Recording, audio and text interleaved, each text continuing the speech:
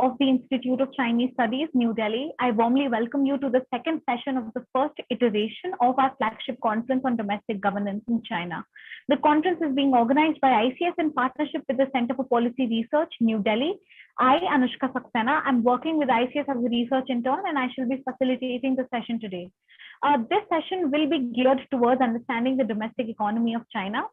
It shall aim to analyze whether China's economic model is proving wasteful, evidenced by its surging debts, and if the Chinese state can limit its dependence on investment spending. Would the economy's supply side maintain lead over the demand side by addressing issues related to in-depth institutional planning and long-term adjustment, and not just the elimination of excess capacity? It is only through innovation that China can manage these economic factors. But does the way the CCP governs science, technology, and innovation have a crucial bearing on its credibility and worthiness to fulfill its modern-day version of the mandate of heaven? The main factors of production, land, labor, and capital, are all under severe stress from environmental degradation, declining population, wasteful use of capital, and a host of other reasons in China. The speakers for this session shall present papers in tandem with this overarching theme in mind. Joining us as chair for the session is Dr. Aravind Yelery, who is a senior research fellow at Peking University, Beijing, Shenzhen. Joining us as speaker is Professor Shenghao, who is a professor at the School of International Trade and Economics, University of International Business and Economics, Beijing. The title of his paper is Income and Wealth Disparity and China Dream. Also joining us as speaker is Professor Kristy, who is an Associate Research Fellow at the Taiwan WTO and RTA Center and Program Director of the Taiwan ASEAN Studies Center, Chung-Hua Institution for Economic Research in Taipei. The title of her paper is The Factor of Labor Productivity in China's Domestic Economic Governance and Its Effects. Also joining us as speaker is Dr. Avinash Godbole, Associate Professor and Assistant Academic Dean, Jindal School of Arts and Humanities, Jindal Global University, Sonipat. The title of his paper is China's Domestic Economic Strategy Since Covet. Joining us as discussant for the session is Professor Vamsi, an Associate Professor of Economics at the University of Massachusetts, Amherst. The complete bios of our speakers can be perused in the conference brochure on our website, and it has also been shared on the chat box. Before we initiate the proceedings of the session, I request the audience to follow some housekeeping rules. All participants are requested to stay muted during the presentation. Questions and comments can be posted in the chat box. In fact, the audience is encouraged to post questions and comments in the chat box at any time during the event, or one can raise the Zoom virtual hand during the interactive session. Please unmute yourself only when called upon by the facilitator or the chair to do so. The proceedings of this session will be recorded and live streamed on the ICS YouTube channel. I now hand over the floor to the chair, Dr. Yelery. Thank you. Thank you, Anushka. Thank you so much. And also I thank you, Center for Policy Research, CPR, and ICS for holding this wonderful conference on China domestic governance.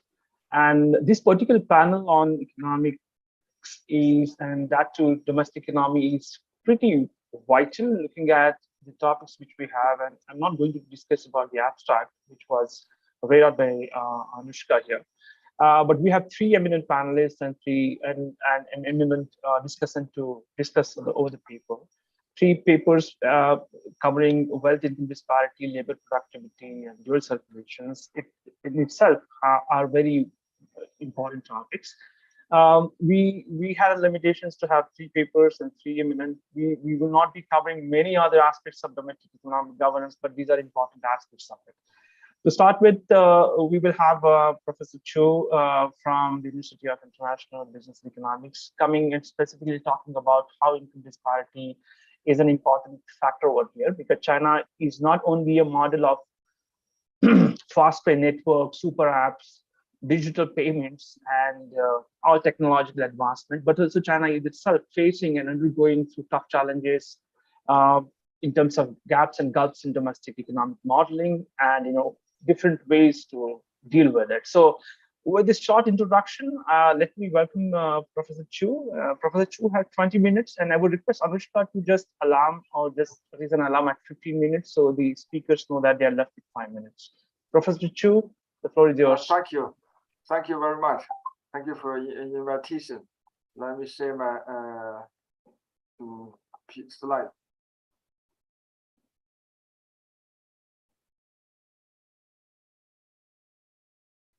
Can you see it? Is everything okay?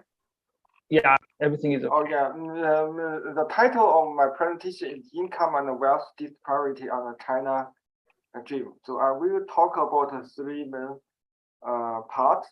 The first part is facts of inequality in China, in the current China, and the trends of inequality in China, including income inequality and wealth inequality. The second part, I will talk about this common prosperity. There might be some changes for the policy of this common prosperity. Like I discussed a lot of time in this seminar several months ago. That time we will discuss what's the precise definition of common prosperity. Since then, there's a lot of discussion in China. People then realize actually there's a lot of confusion about this concept. I mean, then there will be, I believe there will be some change for this policy. So the third part is the new government policy, what we will look at after several months. That's my forecast. So that's the first part. What I did like this way. There's a fantastic household survey in China, sponsored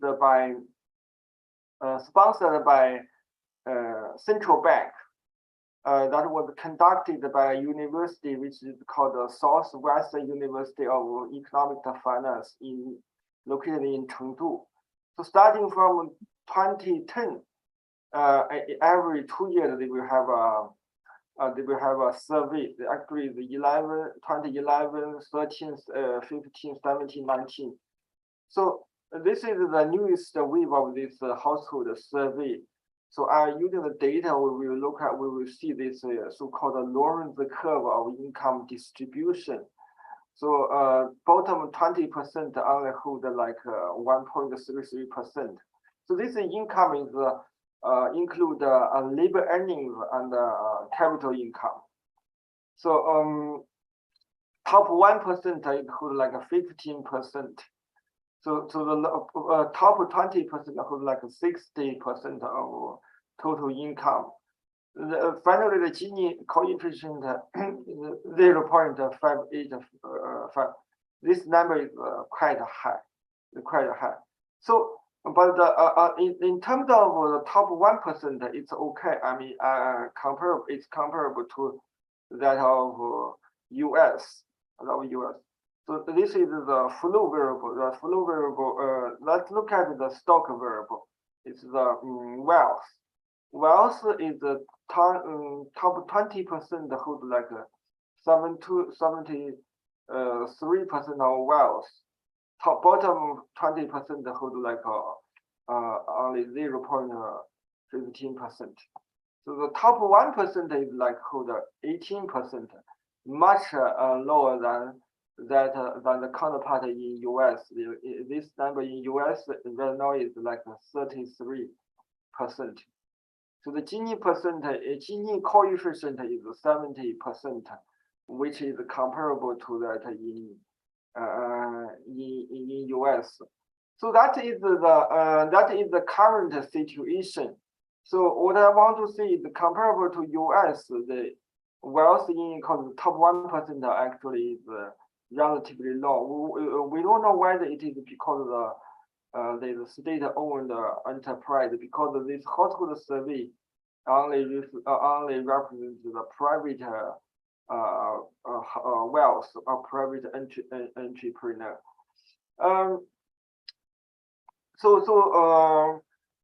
What I want to emphasize is the top 1% of income, the source of top 1% of income. So according to the work by Peking, so the top 1% of the source of top 1% of income in US is the main source right now is labor earnings, still is labor earnings. But the Peking forecast in the future, the main part of the source of the top 1% may be capital income. but now the US is still labor earning. However, in China, the main source of top 1% of income in China is indeed capital income and the entrepreneurship. So the entrepreneurship represents the main part of the rich people in China, in the current China. So that is I think is the interesting difference between China and the US. Now let's look at these figures by Piketty. Piketty also has the papers on income and wealth inequality in China. What he used time series. So he constructs a long-term series. If you look at the top 1% of income share in China, actually from 1980 to 2015, it increased from like 5% to 15%. Top 1% of wealth share increased. Actually, he done a lot of data before 1995. So we see a faster increase to like 30% of 2015.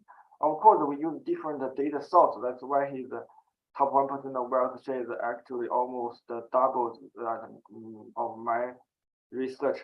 So the basic information over here is the income inequality and wealth inequality increase faster in terms of the time series. And then he do an interesting thing is he look at this different group of the wealth distribution. It's the red line is for the top 10%, middle blue line is the middle 40%, yellow line is bottom 50%. Before 2011, you can see a huge difference, the change. You can see, but then things become relatively stable after 2011. So that is an interesting finding by Piketty. After 2011, the inequality becomes stable. That one conjecture by Piketty is that's because before 2011, the share of state-owned capital decreases fast because of the marketization. But then after 2015, especially after 2011, especially after 2015, then the step of the marketization actually slowed down. So then you see the fraction of the state-owned capital is relatively stable. So that is the explanation given by Thomas Piketty. So what I want to see is in terms of trend, the inequality increased fast, even though after 2015 things like become stable. But then we also see, Piketty worried about the future of the US is because right now current situation is okay. Because labor earnings look like is the main source of the top rich guys, but then he said in the future capital will be must come back, and then the coupon clipper guys, I mean those guys who are living up to interest income will become the main part of the top class. So that situation is what I want to see. We don't want to see, but it seems like the current situation in China is already the entrepreneurship or business income, capital income account the main part of the top risk. But what that has a lot of implications. And then I think that's one of the reasons they call this policy is called common prosperity. It's because we already see there's some scenarios, even though there's not a lot of research because on this topic, because we see some scenarios, some big platforms, I mean, in the internet market, or some big companies in IT may prevent from the faster investment in. We block the R&D investment because they want to maintain their positions, the greater positions in the market. So that's why they will use this merger and acquisition strategy to buy the young, small firms, and then they may stop their R&D process in order to maintain their position. So that's why I think that's like 1 year ago or 1 year ago, that's a hot topic discussion in China. That's why we have received a lot of discussion on this common prosperity. But within the last half year, after the last seminar, we see these policies destroyed much of these expectations of this so-called entrepreneurship or animal spirit in the capital investment. Then we see the economic growth is like a slow down in China, and within the investment, the growth rate of investment, decreases, and that will influence. I think some people believe that the influence huge on this entrepreneurship and the private investment. So, according to this current situation, things may change. Also, there's no precise definition of this common prosperity. We don't know the precise object. It's to reduce the Gini coefficient or reduce the top 1% share of income or wealth distribution, or we want to pursue the maximizing of the total welfare of this society. There is no precise definition. That's why, but it, on the other hand, it causes a lot of confusion within the business mind. So that's I think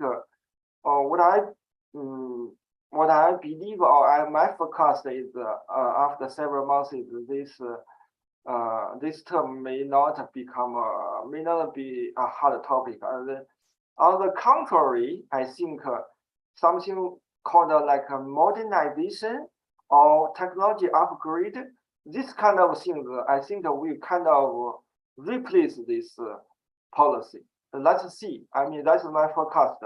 I think because there's a lot of we see a lot of impact of this common prosperity policies on this private investment. So what I believe in the future still is my suggestion for the government policy is we need this redesign of this tax schedules. And even though we want to stimulate private investment in the current regime, but we still want to pay a lot of attention to this redistribution because there's still a lot of poor guys in China, especially in the village, in the countryside. So we still need a more social welfare program. I believe later on, central government will have to seriously think about this so-called UBI, universal basic income, and to protect the very poor guys.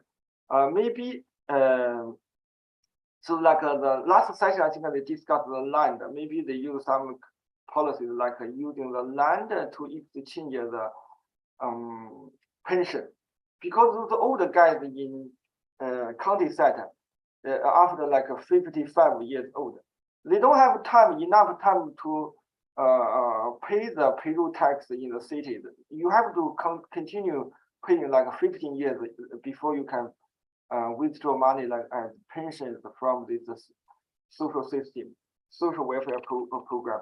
But they don't have enough time to contribute to the bigger poor, to pay the payroll tax. But they still have land. So that is I think this kind of policy, like they give up the land to the government, and then the government will send them a claim to withdraw money and withdraw the pension after the retirement age. So that and then the government can use the land to for production or for business. So that I think next stage this may become the new policy. So that's all. That's all. Thank you. Thank you very much. Thank you. Thank you.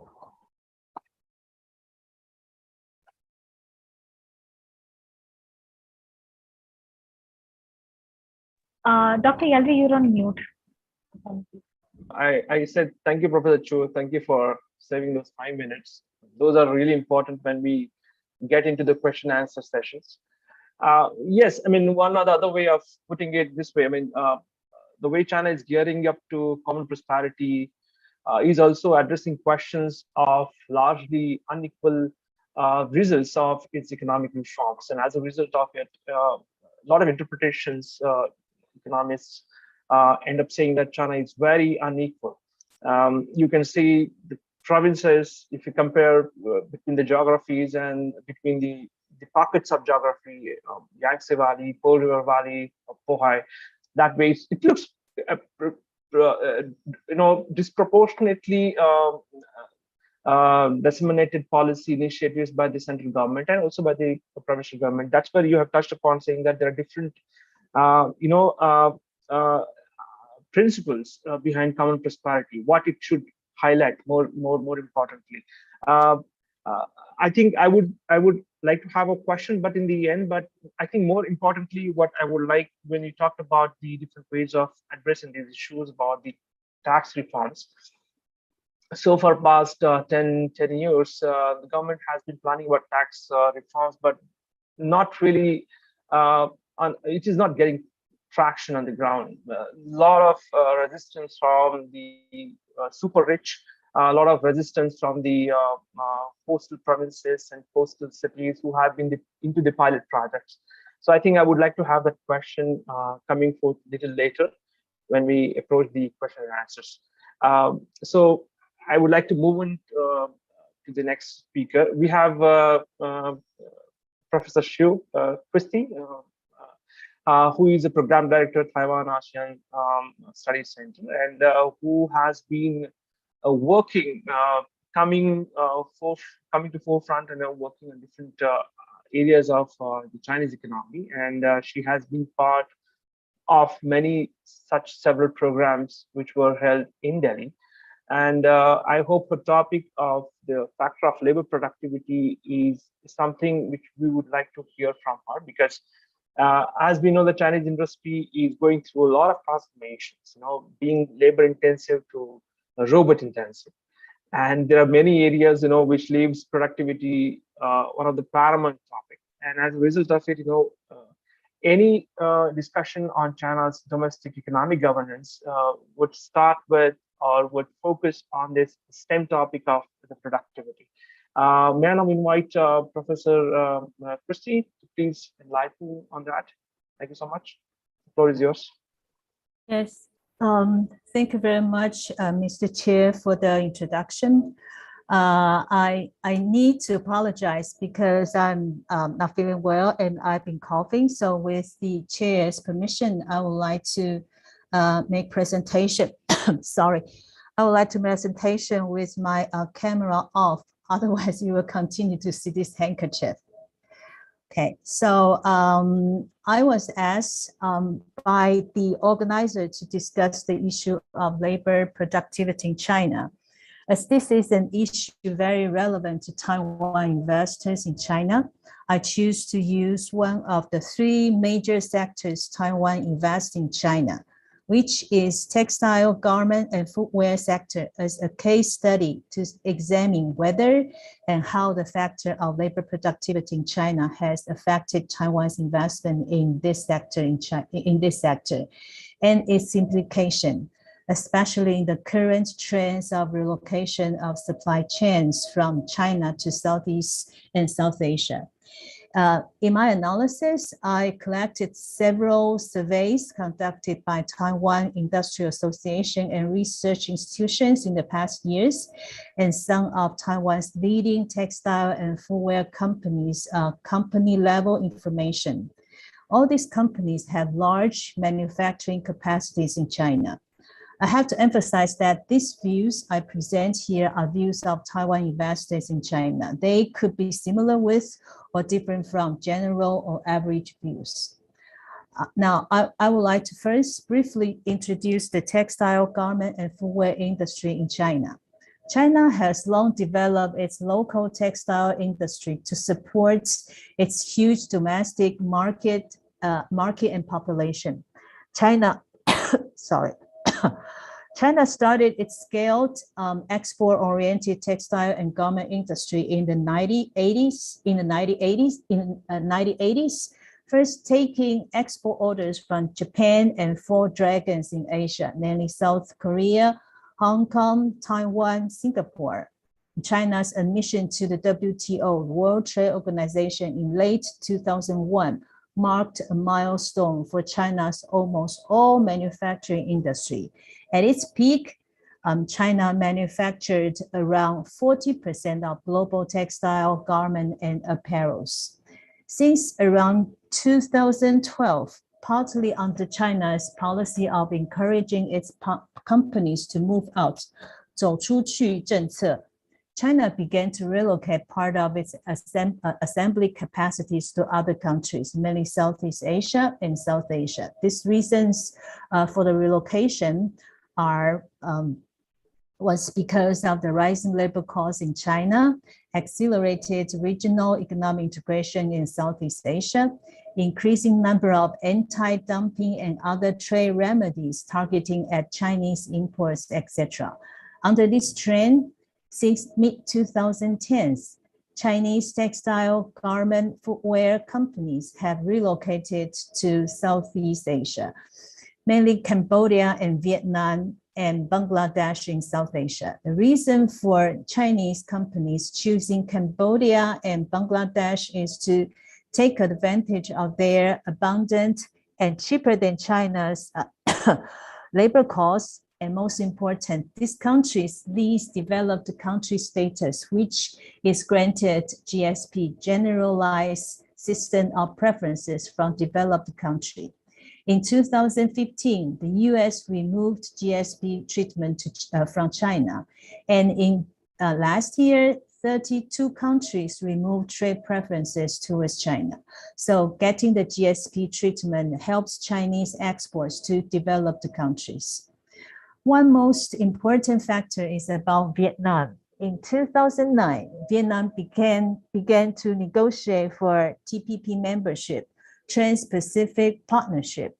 This means Vietnam could enjoy market access preference to export to other TPP countries, mainly the US. Chinese companies investing in these countries could benefit from GSP, FTAs, or TPP preferences that is not eligible to products directly exported from China. During China's 5 decades of development of its export-oriented textile and garment and footwear industry, China's abundant and skilled workforce has always played a vital role. The human resource is actually one of the keys supporting China's manufacturing industry and its rise as a world factory. According to Taiwanese companies in China, they think in China, not only Chinese traditional culture and the socialist political system encourage hard work as a virtue, Chinese workers are also very cooperative and very eager to get training to become competitive and easier to get job promotion. In addition, China's central planning economic system and clear-cut industrial policy, for example, textile and garment is always the country's priority industry, even until today. All this also make possible high productivity in some of China's more important manufacturing sectors, especially in the private sector and those that have no or little state subsidies. Now, I would like to share with you some of the major preliminary findings of my analysis. First, labor productivity in China was a difficult challenge in the late 1980s and early 1990s, when most Taiwanese companies first built factories and operate their manufacturing facilities in China. This was because most of the Chinese counterparts, state government level officials, workers, and their families were not familiar with the so-called Taiwan modern style of management and operation system. However, this challenge was gradually solved as Taiwan companies sent from Taiwan large number of managers, senior operators, and mentors to the site and adopt intense training programs in collaboration with local state government, Chinese party leaders, local communities, and unions.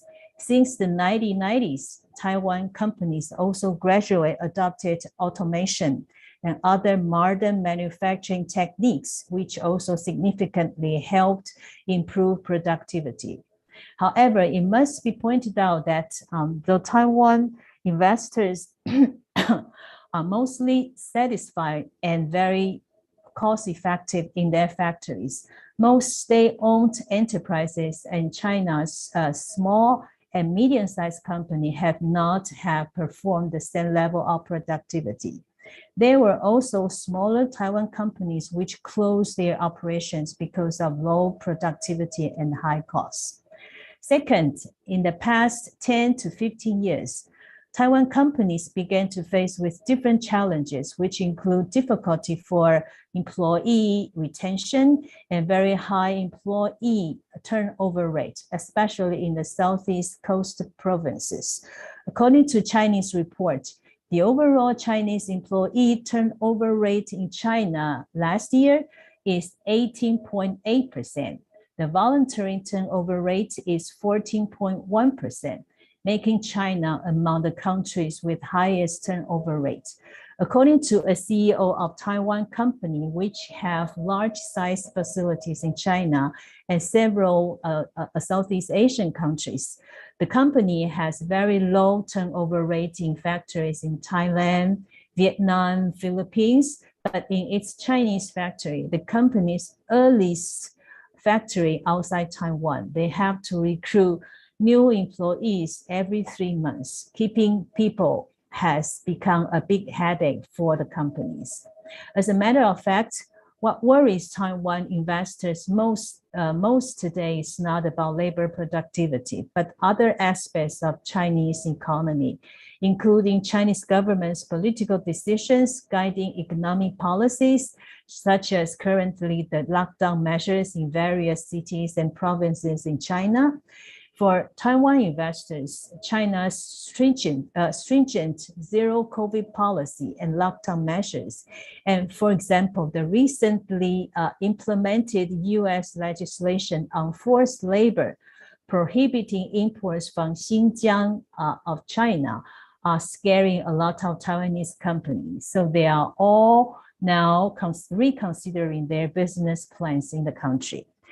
Last but not least, though it is a current trend that a lot of export-oriented manufacturing facilities are relocating from China to other parts of the world for various reasons, including rising manufacturing costs in China, overcapacity in China, avoidance of geopolitical tensions between China and US, and to respond to international clients' requests to diversify manufacturing sites, etc.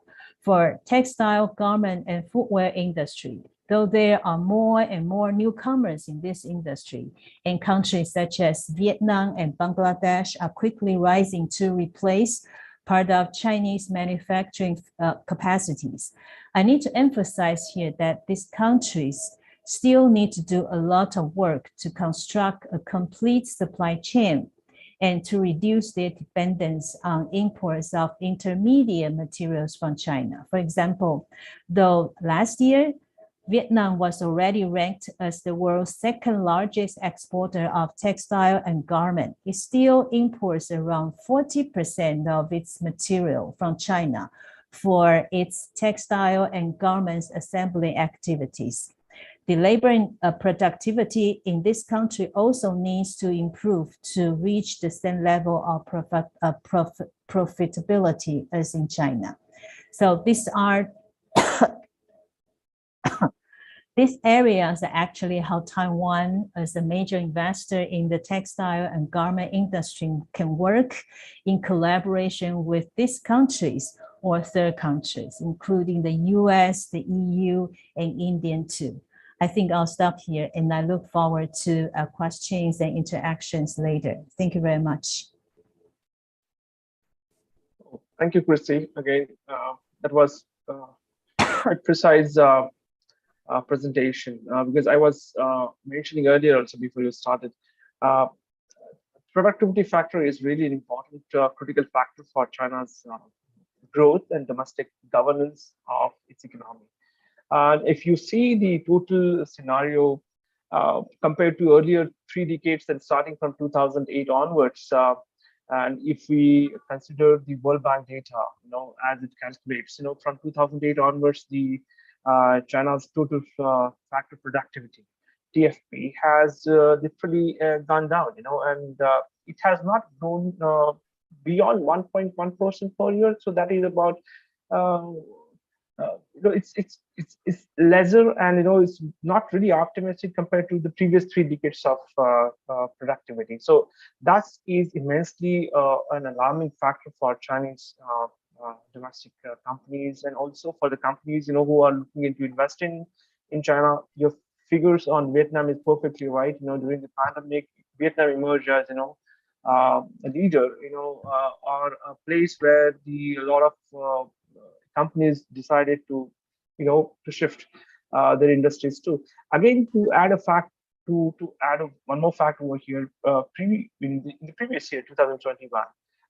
Specifically in March 2021, the Central Committee of the Communist Party of the State Council released a 32 points vision. You know pretty well about this thing. I think Professor Chu also knows about this thing. And the whole entire emphasis was to boost the productivity, and that has been on the front run. And the Chinese have been very, very anxious about how that is going to reflect into. And if you see the total discussion and debates relating that factor with the 5-year plans, the government is specifically instructing provinces, instructing state planners to focus more on how they can increase the productivity. And I remember in one of these speeches, I don't remember when, but a lot of speeches are surfacing quite frequently in Chinese domestic politics, where the leaders are saying that the labor productivity should grow quicker than GDP. That's quite ambitious, but I think on that note, I really want to thank Professor Kristy for your wonderful presentation. And let me now move ahead to Avinash, one of the promising scholars. And Avinash has been working on a number of new areas, niche areas of Chinese economy. One specific idea he came up with about China's domestic economic strategies is Covet, where he talks about dual circulation and common prosperity strategies. Common prosperity, again, which was referred in Professor Chu's presentation. So I think this will be a good topic to discuss and hear from Avinash. So Avinash, the floor is yours. Thank you. Let me share the screen and get a confirmation from you, and then maybe perhaps. All right. Is the PPT visible? Yes, please. All right.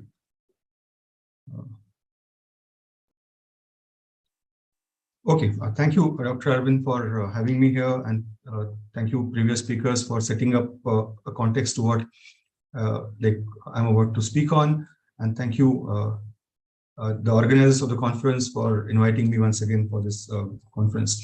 I'm going to speak on 3 major issues on China's domestic economic strategies as a response to COVID. Well, in the introduction, you will see 2 more strategies, but I will not get into details on that because of lack of time and related projects being ongoing.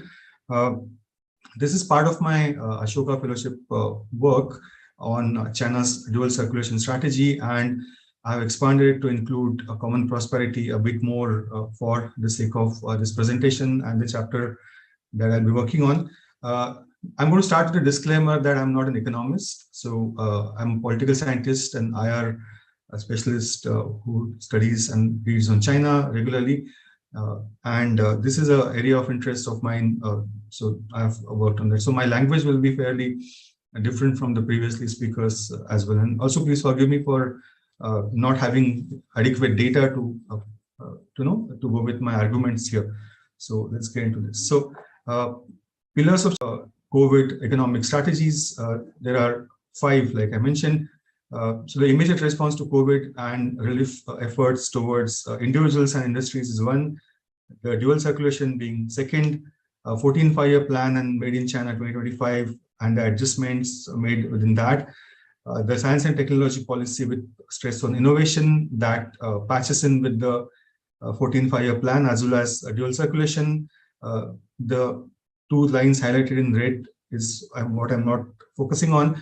And then the common prosperity discussion. The immediate response to COVID and relief effort was kind of similar to India's. There was no cash handouts, unlike what was done in US and several countries in Europe, but there was economic stimulus to several sectors and several businesses as well. There was liquidity support to banks. The reserve ratio was requirements were changed to help sectors like construction in the month of March and April 2020 as well. You have to understand that when the rest of the world was fighting COVID, China was not, unlike what's happening right now. So these are the strategies that had worked then in 2020 and 2021. And compared to that, 22 has been slightly different. The chaos of COVID management in Shanghai and elsewhere that we all have witnessed. So there's a background to why some of these strategies might have worked then. The SMEs were supported particularly well, and provinces were also encouraged to talk to SME managements, and through the banks, their loan repayment plans were reworked. SMEs were encouraged to go online for networking and to digitize their operations to the extent that it was possible. There was an attractive scheme for businesses, for SMEs particularly, which retained all of their staff. So depending on the ratio of retained staff, the tax benefits were given. The medical sector exports from China that we saw in 2020 going across the world as a soft power strategy in a response to the criticism that was coming China's way because of China being the country of origin as far as COVID was also concerned. That was done on the basis of very specific policies for the medical sector. There was a great outlay of money for medical export sector. There were green channels in the various taxation bureaus for medical sector exports at really the best attractive encouragement strategies for medical sectors. And that policy was later expanded to construction and automobile sectors as well. But again, it was taken 1 step forward, 2 steps back as far as the housing and construction sector was concerned because of Evergrande crisis and similar sectors. But what China did with the medical sector during COVID, the first half of 2020, actually can be a specific study as well. So if someone is interested, I'm happy to help out with discussion and material as well. There was very unique discussion on an activity that Li Keqiang went out on the streets, had some street food, and encouraged that China needs to go back to the vendor economy as a way to reinvigorate economy within that COVID crisis as well. So you have to recall that on environmental accounts, the street vendors are not really environment friendly. They cannot control their pollution. They cannot control the oil pollution of the wastage and so on. So until like COVID, the 10 years before that, there was kind of crackdown on the street vendors as well. Street vendors were seen as illegals and non-tax-paying entities across almost all the cities. They used to operate after sundown, and there used to be places for, in some cases, for transfer of drugs as well in few locations. So it was seen as illegal activity previously, but suddenly in June 2020, it was began to be seen as something that that is productive, something that is positive, something that should be undertaken by more youth. Not very far from self-employment encouragement by several politicians in India through the media that we have seen. Moving on to dual circulation strategy now, and as well as common prosperity, I have divided this into two strategies, two drivers, external drivers and internal drivers. Before going into this, I'll just highlight a bit on how I had planned out my study. I had shared a questionnaire with about 20 thinkers and 20 economists, academicians in China. With the help of Dr. Aravind as well, I had secured several email IDs. Only about 6 of them responded to me in the first place, others did not. And all of them responded that that dual circulation strategy had not reflected in any of the work or research or output that they were producing at that point of time. This was last year, November to January this year. So within that 3 months time, I could not verify if they were not wanting to share more details, but that was the response from who did responded to me. Others did not. Others simply did not get back to my questionnaires to them.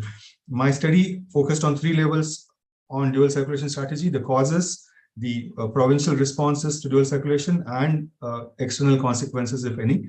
The first 2 is where I have my work has progressed a bit. The third one I have pushed back a little bit, and I'll come back to that if at all eventually.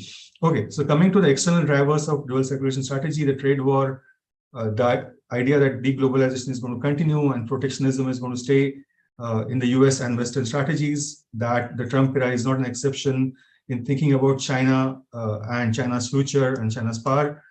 China is also aware that there's a bipartisan agreement in Washington about this, the changed nature of relations with China. Also, I could add one more point, that the changed approach of Europe actually towards China. Germany's approach has changed significantly. It has become an active partner in Indo-Pacific.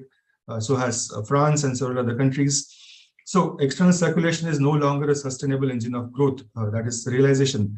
You need to revitalize the domestic circulation. Now, previously, the dual circulation strategy was to go out and get more dollars for China's economy, get more dollars, prepare a better reserve, and get more technology, get more intelligent, smarter, educated people to come to China and work, but also get some of the trained Chinese expats to come back in China. That was part of the dual circulation discussion in the late 80s and early 90s. Now it was to look inwards, that external circulation should take a supporting role, and the domestic circulation should play a primary role as an external driver. Actually, dual circulation strategy would have or should have, might have been started in 2009, I would imagine, had it not been for the global economic slowdown at that point, when Jiabao had given these 4 very unattractive characteristics of Chinese economy, that it had become unsteady, unbalanced, uncoordinated, and unsustainable.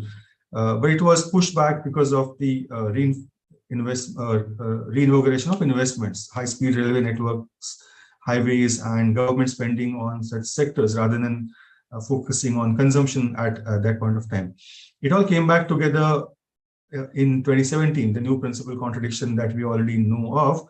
And this idea that we cannot allow the gap between rich and poor to continue, where poor keep getting poorer while the rich continue to get richer. And also this idea of treadmill, that Chinese economy is on a treadmill of a trajectory, and the treadmill is kind of now on the autopilot mode. And it's the more you, the more you delay, the harder it gets to get off that treadmill. So, now there's awareness that, well, you have to get off that treadmill. It is going to be extremely difficult. It's going to be painful. There might be injuries, but that getting off is kind of inevitable. So that was some of the domestic drivers. I'll run through this quickly. The 14th Five-Year Plan reflected on these strategies that are common with dual circulation: high quality consumption, production of medium and high end goods, services in education, medical care, and elderly care sectors. Get rid of monopolistic industries and get over domestic competition, increase the benchmark standards and transform and bring international standards, break down that some of that domestic resistance for competition, better competition between provinces for the sake of better products being available to the people to consume, include launching of China Chinese brands program to increase the reliability of brands, to make sure that the rich Chinese don't go abroad to spend on high-end products and electronic products, consumption, cosmetics. It was until a few years ago considered that the cosmetics made in Singapore or Australia are safer, lead-free, and so on. So the rich Chinese consumer was buying these things from abroad or in the high street malls and online shops in China.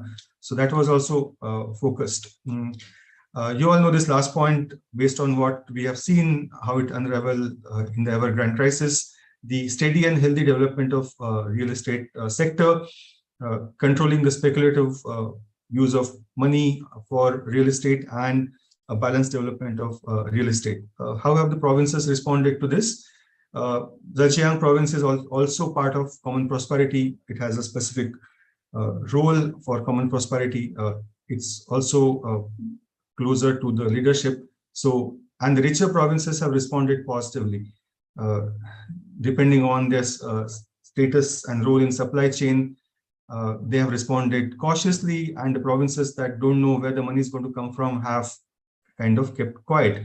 So that is the three kind of overall responses. Now, common prosperity is also kind of known to all of you, but there's an awareness that there's lack of mobility in the jobs as far as the youth are concerned.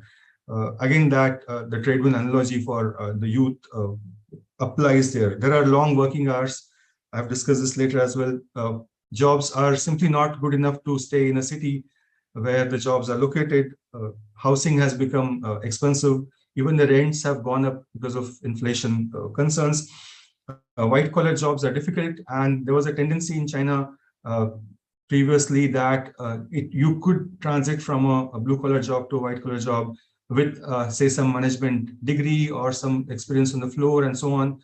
But there was a perception within the last 5 years expressed in various discussions and blog posts that has also become kind of expensive. It's also expensive to have children, as seen in several discussions. So that is one of the problems. So Xi Jinping, in his speech in August last year, argued that common prosperity has been a goal, but we had kept that aside for a bit until we allowed some people to get rich before others, and then it is a responsibility of those who get rich first to pull others along with them, to take everyone along. And he also expressed that in that speech, that poverty is not socialism. So we broke the shackles of traditional system. Some people got rich first, and that was to promote the development of productive forces. But now is the time to consider a change of strategy. So this idea of unbalanced and inadequate development in China needs corrective possibilities and corrective solutions. Also, achieving common prosperity is a next step, because the idea of moderately prosperous society is achieved. So next 15-year target is common prosperity. And like I mentioned previously, Zhejiang province is the pilot project province for this strategy. And it came up with a 52-point plan last year in November, and absolutely ambitious set of plans. Let me stress that Zhejiang is a relatively richer province, so it might be easier for this province to achieve the targets. So some of the targets. Sorry to interrupt you, Professor. Could you please conclude in 5 minutes? Thank you. Yeah, absolutely. So there are targets about individual income to increase it by 40% until 2025. The pilot project is supposed to be run until 2025. There's a target on urbanization. There's a target on the share of incomes to GDP, and then there are several other targets on innovation and consumption and so on. Again, I already mentioned the economic inequality. The 996 culture, 9 to 9, 12 hours of job, 6 days a week, is leading to burnouts among the youth, and something has to be done about that. And the idea of unrestrained capitalism and the disorderly expansion of capital being antithetical to the idea of party centrality and party being able to manage the affairs more effectively. So, I mean, common prosperity has contradictory goals, but it is also based on the demands of some of the of the society, social sectors as well. So, for example, there was this blog which argued, and it became quite popular last year or slightly earlier, I think May or June last year, that there's a need for profound revolution to correct inequalities that capitalism has brought to the country. And there was also a perception that speeches like Jack Ma's speech that came 10 days before the Anchor IPO that criticized the strategies of controlling capitalism has led to reiteration of the strong hand against this notion of disorderly expansion of capital. So what are the targets and the common prosperity? I'll just highlight those and then I'll stop. That there's a plan to work on making the development more balanced and coordinated and inclusive. There's a plan to expand the size of middle-income groups, to increase consumption, to have more domestically driven service sector strategies, expansion of equitable access to public services, and more rigorous measures to regulate high incomes, more common prosperity, also in non-material sense, ideology, common prosperity in thought and belief, also rural areas and rural residents to be considered as part of strategies. I'll just conclude by highlighting this question: is it too much, too late? There was the first sign that things are getting really bad was Evergrande crisis. Second is falling domestic demand at home and abroad. Then Ukrainian crisis and its impact on China's status and other global economic indicators. Until this week, oil prices, until this fortnight, oil prices and its impact on inflation. Fourth, the most inhuman management of COVID in China. There was also an incident that earthquake couldn't, even with an earthquake, people couldn't get out of a quarantine building, and there was that crisis. It was absolutely crazy even to watch that thing happen, and the fears of prolonged recession in the rest of the world, and chasing these mirage kind of contradictory objectives to increase consumption, to increase productivity, increase innovation, but also to spend and redistribute some of the resources. So things look a little difficult at this point of time. Let me stop here, and once again, thank you for having me in this discussion. Thank you, Avinash. Thank you so much. So I think before I just give the floor to Vamsi for his insights, a couple of quick things on Avinash's presentation. I absolutely agree that dual circulation common prosperity has to go through a lot of convention time. Rather, I would say that, as a system, China has been looking for different modeling to run this, dominating the production chains and managing supplies properly, and also bringing in the indigenous technology at the center. Whether you talk about 2012, before Xi Jinping came to power, or 2008 and 2007, when he was vice president and he started climbing the ladder. Every time there's circumstances change and remain challenging for Chinese state. This was not only in COVID. There was SARS also, and before that there was other pandemic problems in the 80s and 90s.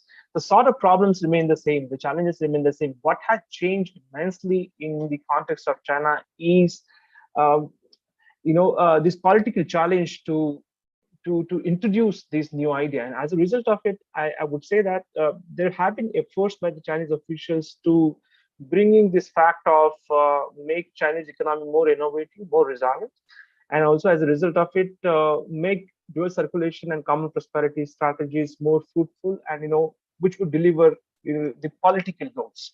Rather, I would say that. Now the floor is it goes to Vamsi from the Massachusetts. Vamsi, the floor is yours, and please let us know your thoughts on these 3 areas. Thank you so much. Thanks, Aravind, for inviting me to the panel as a discussant. And thanks to the 3 presenters for making very interesting presentations. I'm much in agreement with all the 3 panelists, but I will make one broad comment and raise two questions, for all the three panelists. So the first comment is, I was jotting down notes as you were speaking. In broad macroeconomic terms, throughout the high growth period in China, it was an investment and export driven model, right? If you take the 80s out, 1980s was a consumption driven model. But after the early 90s, change of policy, it becomes an investment driven and export driven model, not net exports, but exports, so that is important. And this is remarkably similar, by the way, with the Indian model. They're almost identical in terms of, the overall macroeconomic structure. But now, post 2010, China has become again a consumption driven model, but not with intentionality. And this is what I'll be pushing a little bit, in my questions. Private investment used to grow much more rapidly than the overall investment until 2010. And I think private investment has begun to, the growth has begun to slow down substantially. After 2016, it has, slowed down even more sharply. So, I mean, this is a point in agreement with, everybody. So what this leads to is an overall, significant slowdown in terms of growth, right? So that is the first point of my comment. And this basic trend continues even after the onset of COVID. There's no game changer after COVID, if you look at Chinese strategy. And regarding income and wealth gaps that Professor Zhu, focused on, actually, it would have been good to see how they have evolved since early 2010s using the same survey that he actually used. I've worked with CHIP, China Household Income Project surveys. I've also looked at Piketty's work, but it would have been interesting since there is longitudinal data from the same survey from 2011. The trend should have been, presented from the same survey. It would have probably allowed us greater comparability. But what we see from CHIP surveys or Piketty's work in terms of the trend is there's a decline in inequality after, roughly 2009 or 2010. And the labor share of income in China has risen, in the period after, 2008, 2009. This is the period when President Hu Jintao, advocates a change of strategy, change of policy. It actually begins to have an impact on the labor share as opposed to capital share, which starts rising. So what are the main drivers of this decline in inequality, right? Partly it is a regional shift, from coastal to central regions. Partly it's redistribution policies. Partly it could be the altered growth process, but, I didn't get a clear sense of, what is happening, from the presentations. But at the same time, what I also noticed is, if you look at the formal labor and informal labor, this also relates to, Professor Kristy Tsu's presentation. There was a period from 2010 to roughly 2014, 2015, when the formal share started rising, which is actually a promising sign. But after 2014, 2015, the informal share has begun to rise again, right? So that's not good news for inequality, right? As informal share of the economy, of the workers begins to rise, you begin to also see a growth in low wage jobs, bad working conditions, and there could be a justification of that, but that is something to think about.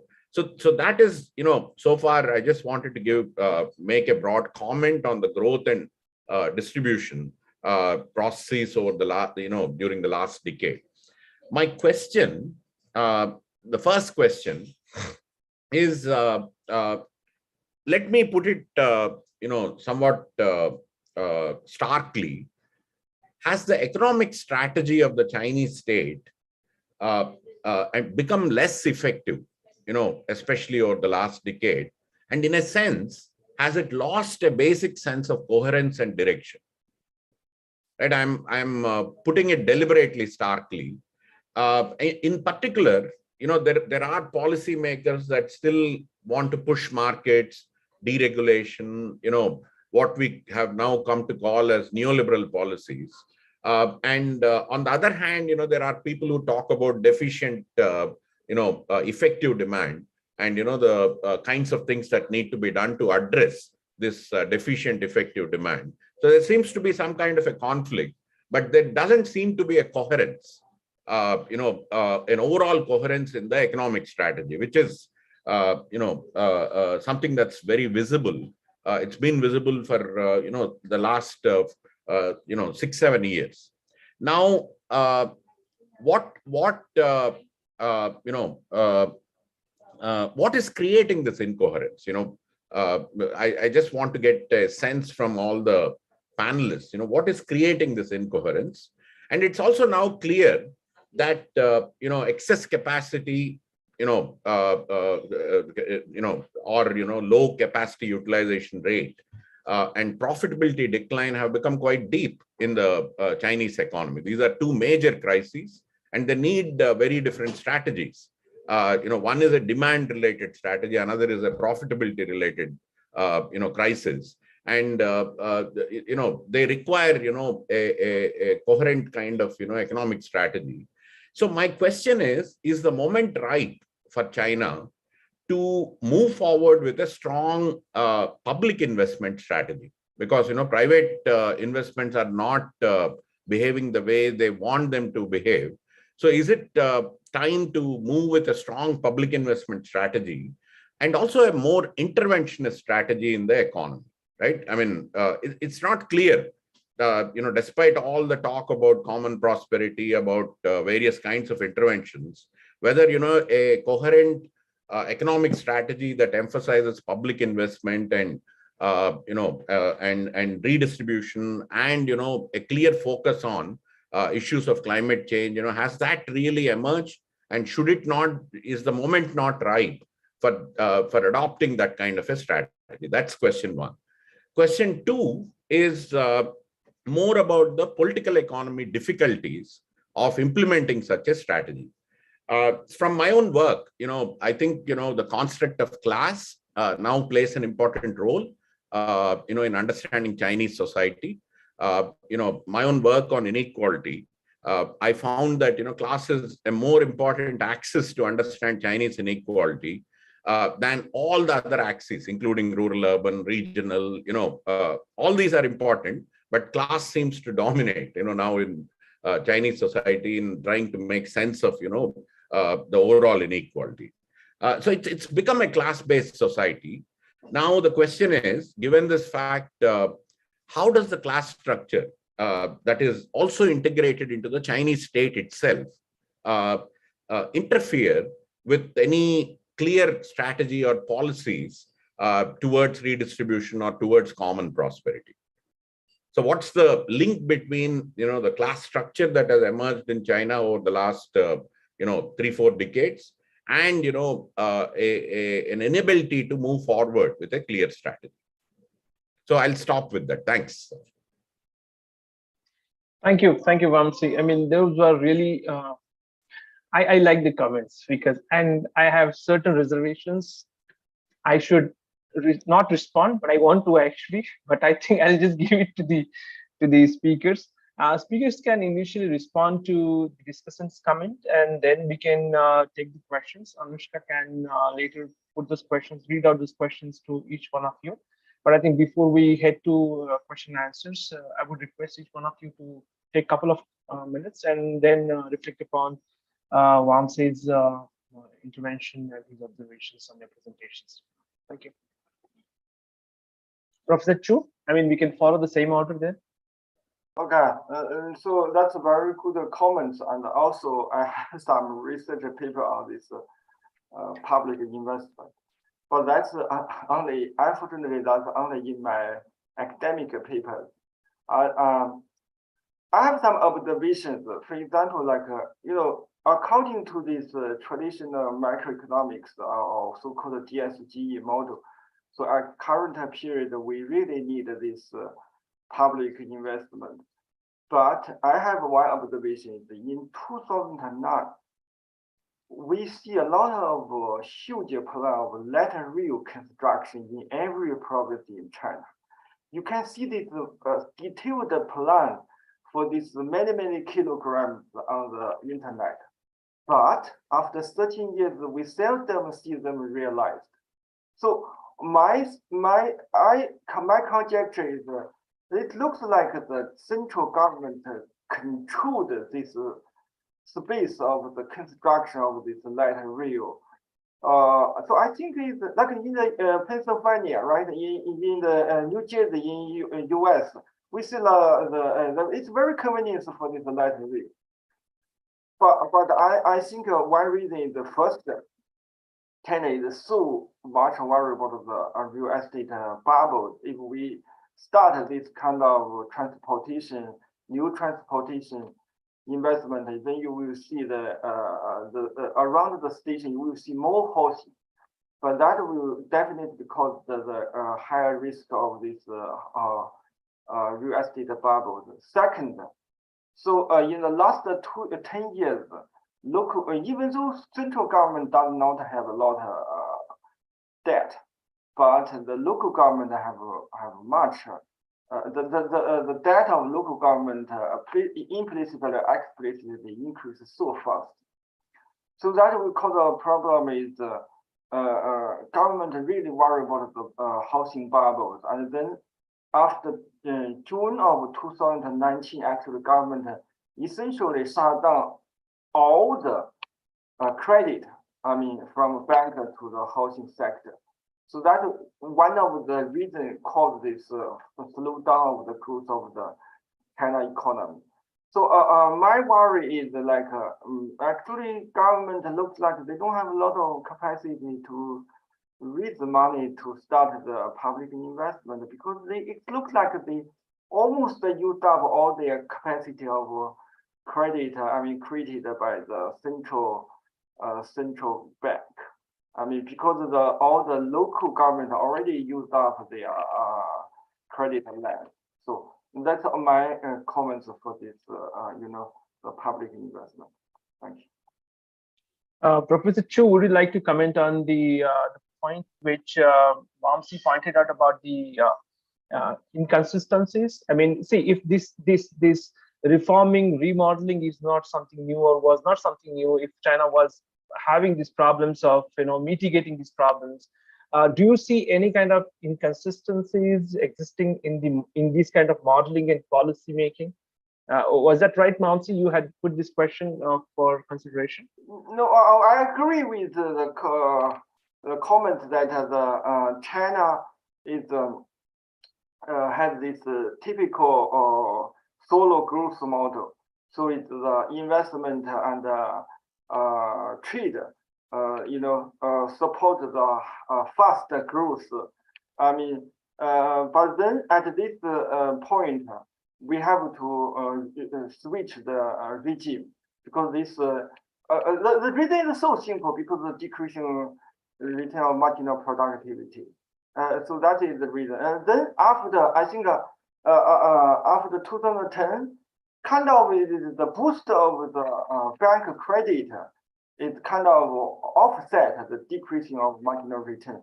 But no, it looks like we already, this boost of bank credit already also fits the decreasing return.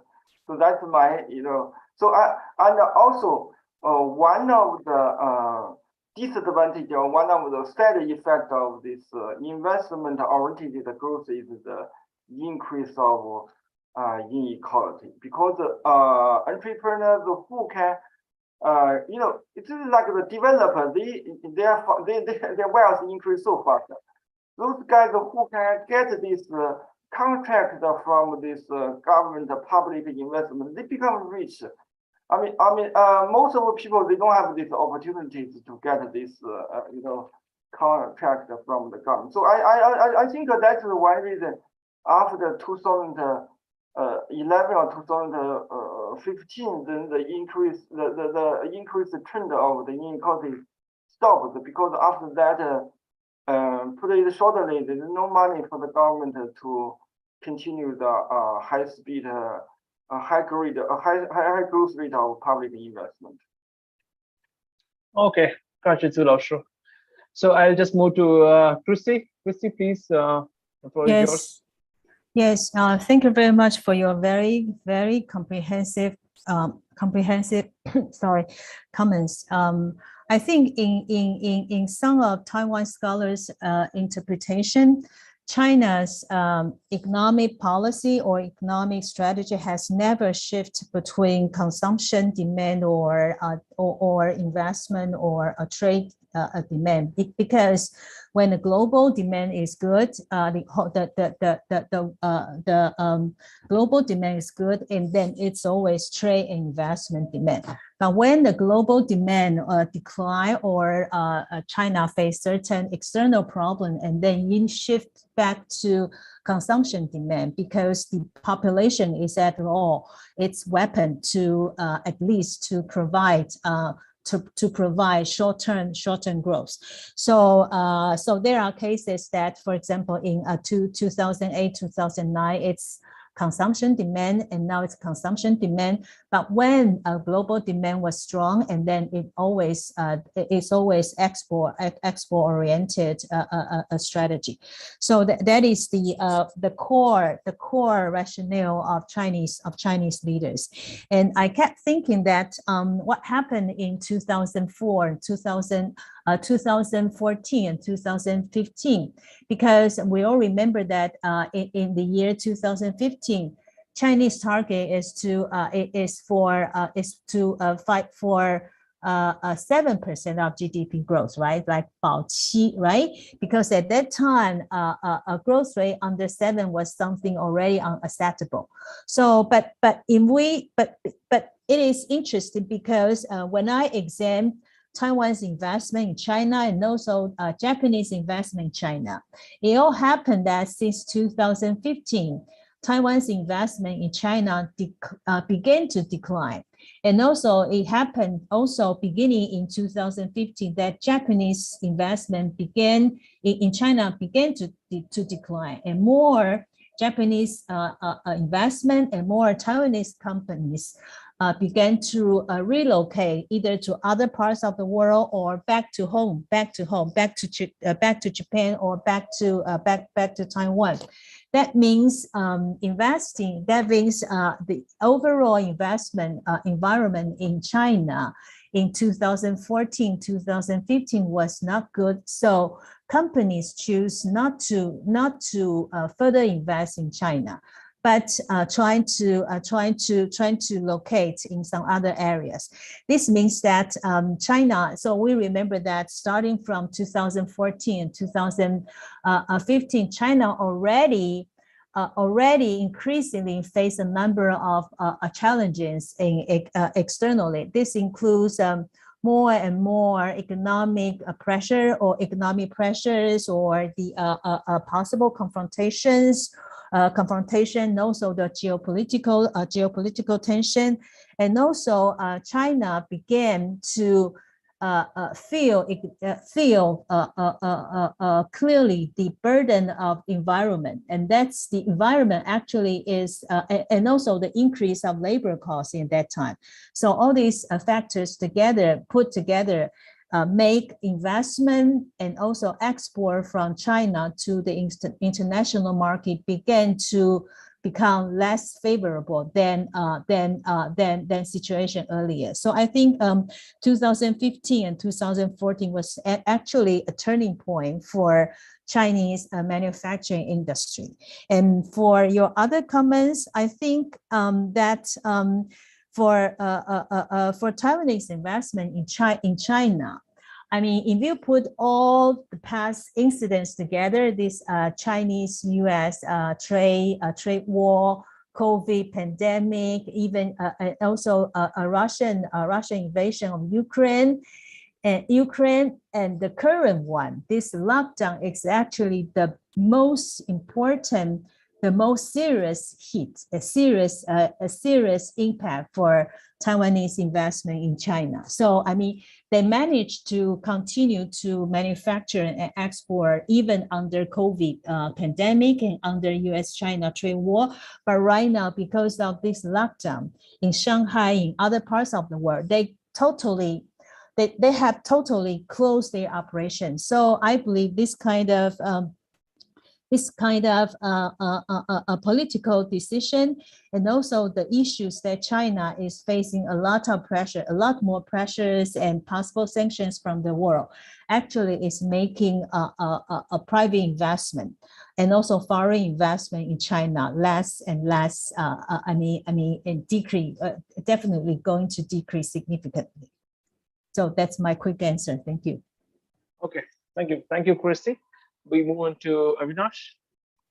Yeah, I don't have more to add in terms of economy, but I'll just discuss two data sets, two specific categories of data that I came across while working on this. For one, I was working with a student for the student's paper, and we had looked at he had looked at the wine consumption in China, and the timeline presented also matches this, the rise of the upper middle class in China and the consumption of wine. The biggest growth is seen between 2004 and 2015, and then it kind of tapers out eventually until 2019. That was a time when we had seen, but between 2004 and 15, that decade, it was almost 30 to 50% wine growth per year. The second data I had looked at was the Porsche car sales in China, actually. I had come across a number of Porsche cars being sold in India this year. That was about 800, and Porsche was celebrating as their best year in India.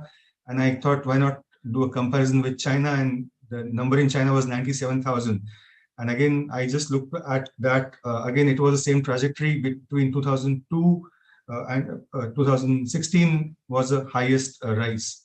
2012 was when China actually took over US as the highest consumer of Porsche cars. And 2014, it took over US and Europe combined as the consumer of and purchaser of Porsche cars. Again, the same trajectory. It was almost 80,000 in 2015. So it has taken 5 years to reach this 97,000 figure. So that is a kind of slowdown. But also that corresponds to the anti-corruption crackdown in the party. And these cars were also part of the gifts or kickbacks that were there. We had also seen that incidents of a party official's son dying in a supercar accident in 2015. So it might be linked to that as well, people not wanting to show off their wealth. But I found that number interesting. The another number was the disparity in the rise of housing prices compared to tier 1 cities and tier 2 cities. I don't have the data offhand, but that showed the kind of gap between rich cities and tier 2 cities, that sort of inequality. So I thought I'll just add these couple of points here. Oh, thank you, Avinash. So last week, China came up with the regulation regarding the rent, how much rent should be. Quite interesting, actually. So that again goes to something Professor Chu would be of interest, or maybe Avinash would be of interest. Now, Anusha, can you please come in and list those questions which are addressed to the speakers? Yes, of course, sir. So we have 3 questions. One of them is addressed to Professor Chu, which is that what is the level of digitization among the regions of China, and how is it determining the level of income? This is from Dr. Bamadev Sigdal. There's another question for Professor Chu, which is, if you could kindly talk about property rights reforms related to land in rural China and inform us about sources of data, especially income and wealth related, that you shared with us. And there are 2 more questions which are directed to Professor Godbole. The first being, China's August auto sales jumped by 32% with strong EV demand. Any sign of economic recovery? Is this a sign of economic recovery? And is China changing its economic policy to exercise more control on private sector at the cost of slow economic growth? The second question is from Ambassador Rana, which is common prosperity goal being realized? Are there any hard indicators? Thank you. Thank you, Anushka. So we again let the ball roll from Professor Chu. Oh yeah, so the first question for the digitalization, right? So that I give you an example. It's like we seldom use the cash right now, even in China, and even in the small in the counties that the people mainly use online payment. So the market is very huge, and then so I think another example is. You see, I'm teaching in the economics department, but this year we have a new new major. This is called digital economics. So it's, even the students in the economics department have to learn like this Python, PyTorch. So that I think that will be the future of the China economy. I mean, but again, there's no precise forecast. We won't have a lot of forecast for that. So the second question is is for the land property and the what? So I didn't get the point. So it's between the property rights reforms related to rural related to land in rural China. That was the yeah, okay. So I believe like we have to we have to pay attention to the protection rule of the land, because it's the land kind of play the rule of the pension system in the cities. So we cannot like okay, let's do this larger farm or something like that. No, that is only see the efficiency of production. We have to see the other side. It's like this how to protect the poor guys.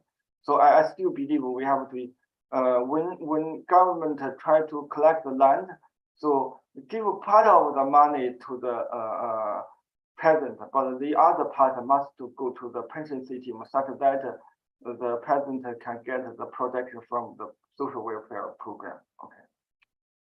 And there was one question related to this, Professor Chu, when you presented the findings. The one question was actually from where did you get the data? So one, of course, the first data was it was the university you mentioned. The data set is from it's called a China Household Finance Survey, CHFS, which is the counterpart of Survey Consumer Finances, SCF of Federal Reserve System. So that ICF belongs to Federal Reserve, but this CHFS is kind of belong to the Central Bank of China. Okay, fantastic. So over to you, Avinash. Okay. On the goals of common prosperity being realized, I guess it's too early to judge on that. We will only see the annual data of this year released later next year. That will be visible. But I have my doubts with the COVID actually. I mean, the COVID lockdowns in major cities and its impact on people's employment and other livelihoods possibilities. So I am not very optimistic about the common prosperity goals being achieved in the short run, even in Zhejiang's pilot project as well. It might be difficult to see. This auto sector, actually, I have not seen what the data I'll follow. Maybe I'll put it in the chat later on, but I have not seen that numbers and the causes actually. Maybe Professor Su or someone else can add this. Yes. So I can type in the chat. So I can. You want to know the China Household Finance Survey, right? Is that the question? Yes. Okay, I can type in the chat window. Yeah, thank you, Professor Chu. I think with regard to the auto sales jump in China and then the strong demand for EV sector by 32%, one passing comment from my side is 23 March onwards, there is a rising tax for the cars which are using the fossil fuels, and there will be no sale of new cars using the normal machines using the fossil fuel. So there will be no sales of that. So those cars will not be resold in the market also, will not be used also. So there is a frantic race in China in this year actually to sell the cars off, one. and then to buy the EV in this year to get the maximum benefit. So that's one of the very natural reason why there is a jump. You might see a more jump happening after October, November as they close, and then there will be no extension 23 March onwards. So as a result of it, in next 6 months onwards, the last quarter and the first quarter of the next FY, you would see that the rise would be more sharper than what it was last year. Sorry, I just crossed my limits of being a chair. There's also news that it was a 18% dip in August last year. So this 32% rise year on year in August has to be seen in that context as well. So, absolutely, yes. Yes, that's a good point. Any other questions we have? Anything which we can discuss here more freely?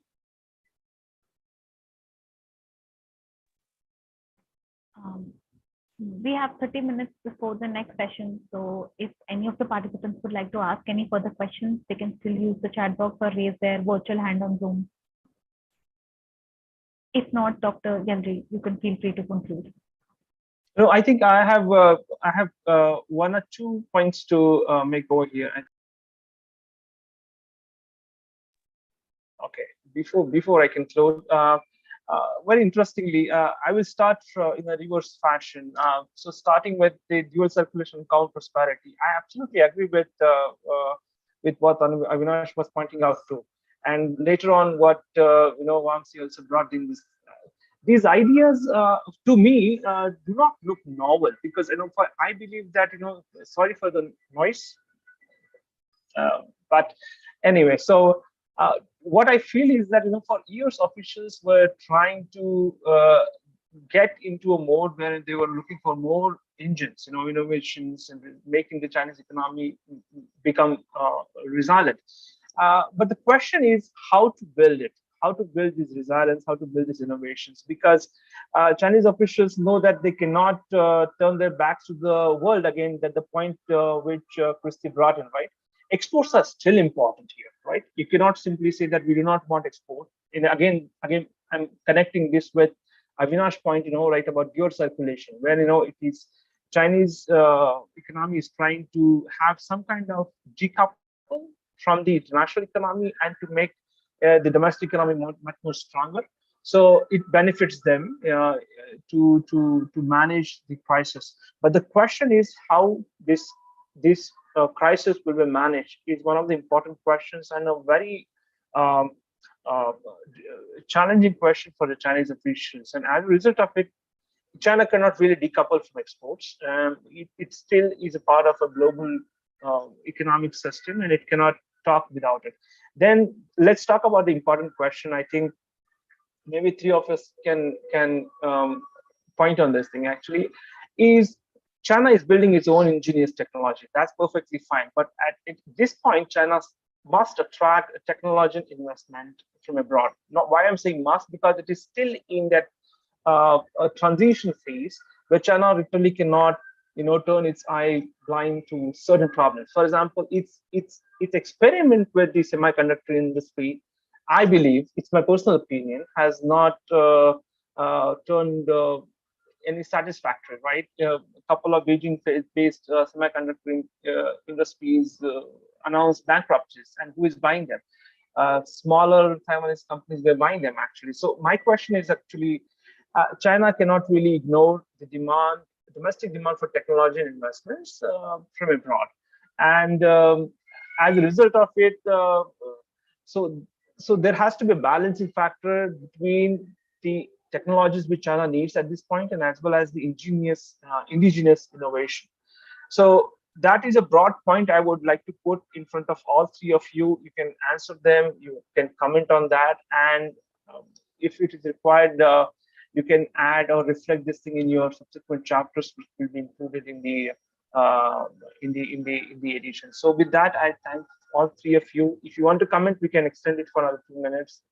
And also, I want to thank Vamsi for taking pain in commenting on these three presentations. Thank you so much for everyone. So I leave it to now the organizers how they want to take it. They want to conclude it, or they want to just what I can at least give a couple of minutes to three of you to comment on these things, balancing things. Yes, of course, sir. Absolutely. Kristy, you want to come in? I think I can add a bit on the semiconductor industry because the U.S. has been working very hard trying to build on U.S. soil the semiconductor supply chain, and so far it has successfully attracted large companies like TSMC, and also Samsung has already made commitment, Intel has already made commitment. But what the U.S. is really clear is about the advanced fabrication. So TSMC is going to do fabrication for 5 nanometer in the U.S. And however, I think U.S. also understand that having advanced chip making capacity in U.S. is not enough to have the complete semiconductor supply chain, but it has a lot of problems to compete with China in terms of manufacturing with what we call commodity semiconductor or semiconductor under above 10 nanometers or 10 nanometer. So I think that China is definitely going to lead the manufacturing of commodity semiconductor, including packaging and testing and also assembly. And U.S. will maintain part of its will maintain on U.S. soil advanced semiconductors. So that is not really decoupling, but that is kind of separation.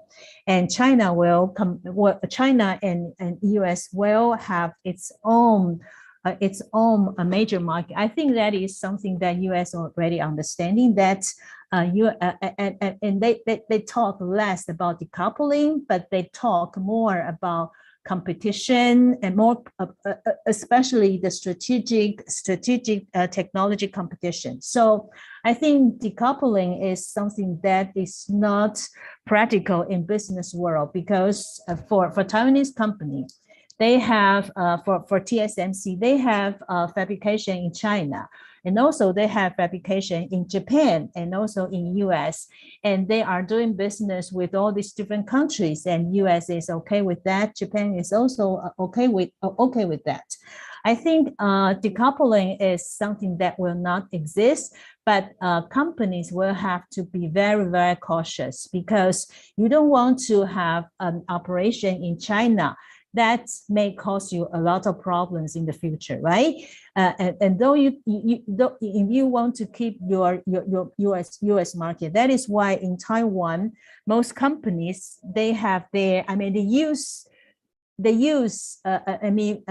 probably last year, before last year, they can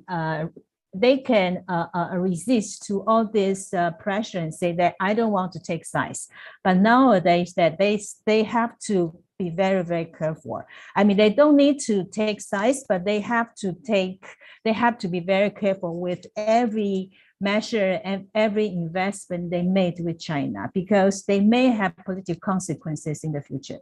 So I think that is something about decoupling and how Taiwan respond to this kind of concept, though not realized yet, but they already know how to differentiate and diversify their risk. Thank you. Thank you so much, Kristy. So I think with that we have consumed our time, and thank you once again to Professor Chu, Kristy, Avinash, and Vamsi for being on the panel. Thank you so much for your comments and presentation. We look forward to your further submission of your chapters and then taking this forward. Thank you so much once again. Over to you. Thank you. Bye-bye. Thank you. Bye-bye. Thank you. Thank you. Thank you so much, sir. With this, we come to the end of the second session of the first CDG. I express my sincere gratitude to the chair, discussant, and speakers for their remarks and for patiently addressing the questions and comments posed by the audience. I also express my sincere gratitude to the audience for interacting with the speakers and for tuning into our second session. We at ICS have a robust 2-day schedule planned for the first CDG, and the details of the same